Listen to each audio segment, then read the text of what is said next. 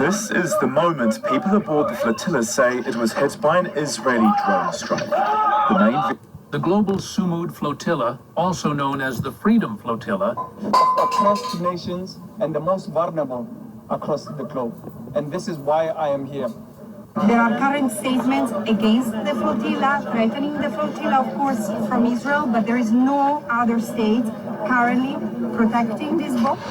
یہ کہانی اس وقت کی ہے جب غزہ کو دنیا کی سب سے بڑی کھلی جیل میں بدل دیا گیا۔ سال تھا 2007 جب اسرائیل نے زمینی، فضائی اور بحری ناکہ بندی مسلط کی۔ 20 لاکھ انسان ایک قید خانے میں قید کر دیے گئے۔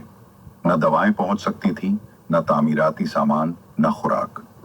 اقوام متحدہ نے رپورٹ دی کہ اس وقت غزہ کی 95% پانی کی سپلائی پینے کے قابل نہیں تھی اور 60% سے زیادہ بچوں میں خون کی کمی پائی جاتی تھی۔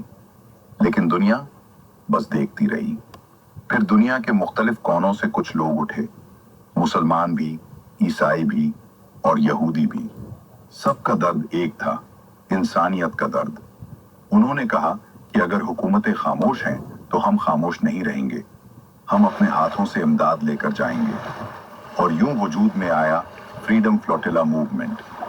2008 میں پہلی بار 2 چھوٹی کشتیوں نے ناکہ بندی توڑ کر غزہ تک پہنچنے میں کامیابی حاصل کی۔ یہ ایک چھوٹا سا لمحہ تھا مگر تاریخ ساز۔ اگلے برس مزید جہاز نکلے۔ 2008 سے 2016 تک 31 جہاز روانہ کیے گئے، جن میں سے صرف 5 غزہ پہنچ پائے۔ باقی سب کو یا تو روک دیا گیا یا ضبط کر لیا گیا، مگر ہر بار حوصلہ بڑھتا گیا۔ پھر آیا 2010 جب سب سے بڑی اور سب سے مشہور فلوٹیلا تیار ہوئی۔ 6 جہاز، 36 ممالک سے آئے ہوئے 700 کارکن۔ ان میں ڈاکٹر بھی تھے، پروفیسر بھی، ممبران پارلیمنٹ بھی اور عام شہری بھی۔ سب سے بڑا جہاز تھا ماوی مرمرا، جس پر 600 سے زیادہ لوگ سوار تھے۔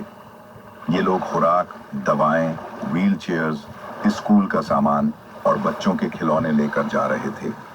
31 مئی 2010 کی صبح جب یہ قافلہ غزہ کے قریب پہنچا تو سمندر پر آسمان سے ہیلی کاپٹر اترے۔ اسرائیلی کمانڈوز بین الاقوامی پانیوں میں اتر آئے، جہاں ان کا حملہ قانونی طور پر بالکل ناجائز تھا۔ جہاز پر چیخ و پکار مچ گئی۔ کارکنوں نے ہاتھوں میں لکڑی کی چھڑیاں اور پانی کی بوتلیں اٹھا کر مزاحمت کی، مگر گولیوں کے سامنے یہ سب بے بس تھا۔ چند لمحوں میں وہ جہاز خون میں نہا گیا۔ 10 کارکن شہید ہوئے، 50 سے زیادہ زخمی۔ دنیا بھر کے ٹی وی چینلز نے یہ مناظر دکھائے۔ ترکی اور اسرائیل کے تعلقات ٹوٹ گئے۔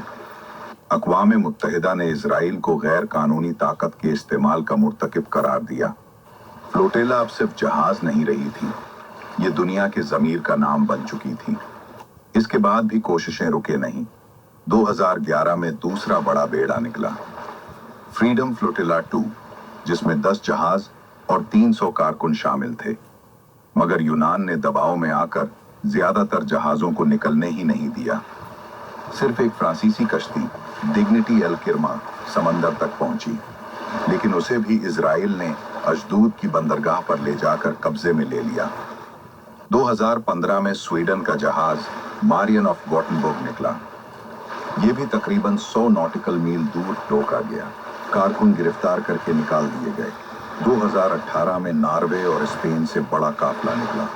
جہازوں کے نام ہی امید کے پیغام تھے، العودہ، واپسی اور فریڈم، آزادی۔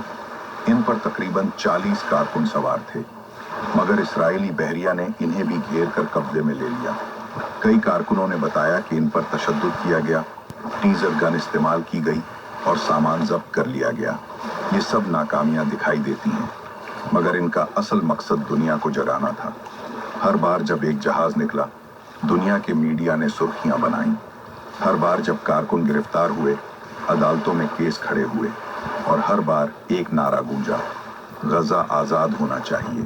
2025 میں بھی یہ کہانی ختم نہیں ہوئی۔ مارچ 2025 میں اٹلی کے ساحل سے مدلین نامی جہاز نکلا، جو 150 کلومیٹر دوری پر اسرائیل نے روک لیا۔ اسی سال ایک اور کشتی کانشنس پر ڈرون سے حملہ کیا گیا۔ जहाज आग में लिपट गया, कई कारकुन जख्मी हुए, लेकिन पैगाम फिर भी पहुंच गया। आज तक फ्रीडम फ्लोटिला में 20 से ज्यादा ममालिक के हजारों कारकुन शरीक हो चुके हैं। इनमें यूरोपीय पार्लियामेंट के मेंबरान, नोबेल इनाम याफ्ता शख्सियात और दर्जनों इंसानी हुकूक के नुमाइंदे शामिल हैं। अगरचे इमदाद की ज्यादातर खेप गजा तक नहीं पहुंच सकी, लेकिन इन कोशिशों ने दुनिया को दिखाया कि गजा सिर्फ एक खित्ता नहीं बल्कि एक इंसानी अलमिया है।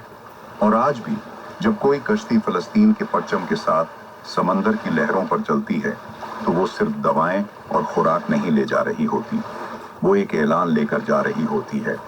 ये ऐलान कि जुल्म के सामने खामोशी नहीं, ये ऐलान कि उम्मीद को कैद नहीं किया जा सकता, और ये ऐलान कि चाहे दीवारें कितनी ही ऊंची हों और समंदर कितना ही सख्त हो, आज़ादी का ख्वाब कभी मर नहीं सकता।